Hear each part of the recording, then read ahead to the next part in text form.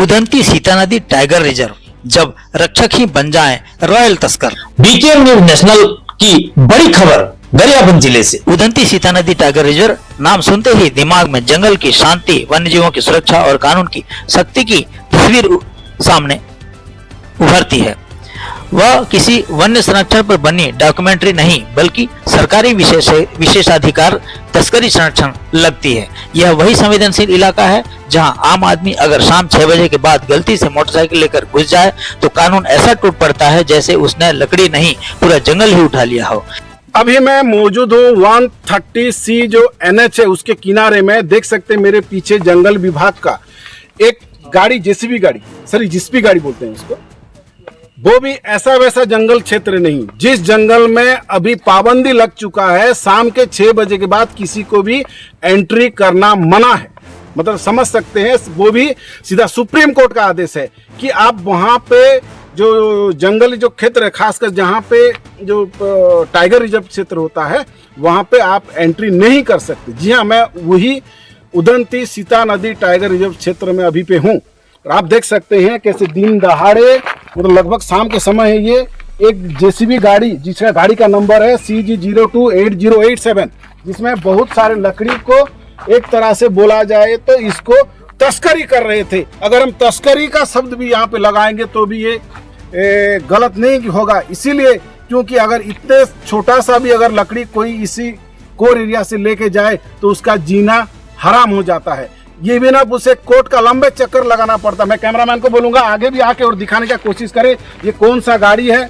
और ये गाड़ी ऐसा वैसा गाड़ी नहीं भाई साहब, ये जो गाड़ी है उदंती सीता नदी टाइगर रिजर्व क्षेत्र के SDO साहब का गाड़ी है। मैं कैमरामैन को बोलूंगा सामने आके दिखाने की कोशिश करे कैसे ये उदंती सीता नदी टाइगर रिजर्व लिखा हुआ है बाकायदा गाड़ी नंबर के साथ। ये गाड़ी में लकड़ी का एक तरह से बोले जाए तो तस्करी खुद जंगल विभाग के बाबुओं के द्वारा किया जा रहा है।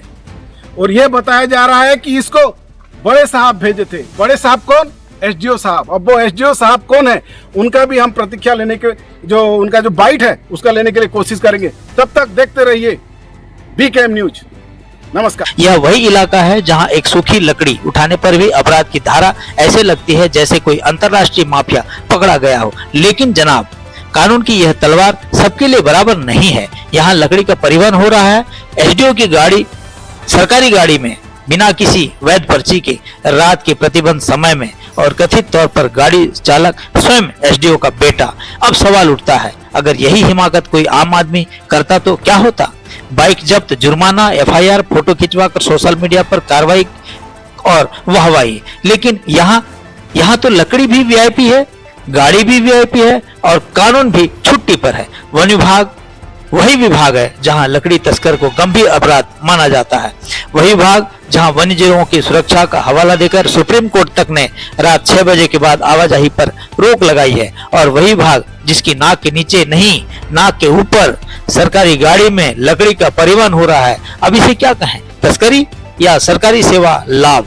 क्योंकि सामान्य भाषा में संवेदनशील टाइगर रिजर्व क्षेत्र में लकड़ी ले जाना अपराध है, चाहे लकड़ी छोटी हो या बड़ी। कानून लकड़ी की लंबाई नहीं, नियत देखता है, या शायद नहीं देखता अगर गाड़ी सरकारी हो। सबसे गंभीर सवाल यह नहीं कि लकड़ी कोई क्यों ले जाई जा रही थी, सबसे गंभीर सवाल यह है कि अगर रक्षक ही बन जाए भक्षक तो जंगल को बचाएगा कौन? वन्यजीव पहले ही सड़क खनन और शोर से परेशान है। उनके विचरण के नाम पर आम जनता को रोका गया, लेकिन जब नियम तोड़ने की बारी आई तो नियम खुद किनारे खड़े दिखे। अब सवाल उठता है कि क्या इस लकड़ी परिवहन की वैधानिक अनुमति थी? क्या कोई पर्चा काटा गया? अगर नहीं तो यह सीधा अपराध नहीं तो क्या है? और अपराध में प्रयुक्त सरकारी जिप्सी का क्या होगा? क्या उस पर भी वही कार्रवाई होगी जो किसी आम आदमी की बाइक पर होती, या फिर यहाँ भी एक नया नियम लागू है, सरकारी अपराध निजी दंड से मुक्त नियमावली? उदंती सीता नदी टाइगर रिजर्व जंगल ही नहीं है, यह आने वाली पीढ़ियों की विरासत है। अगर यहाँ भी कानून चयनात्मक हो तो फिर संरक्षण सिर्फ पोस्टर और भाषणों तक सीमित रह जाएगा। आज सवाल लकड़ी का है, कल सवाल जंगल का होगा और परसों शायद टाइगर ही पूछेगा हमारी सुरक्षा का ठेका आखिर किसके पास है? हमें कमेंट बॉक्स पर अवश्य लिखें और हमारे चैनल को सब्सक्राइब करें ताकि हमारी हर खबर आप तक पहुंचती रहे। गरियाबंद जिले से बीकेएम न्यूज नेशनल के लिए राज्य लोचन पंडा की ये खास रिपोर्ट।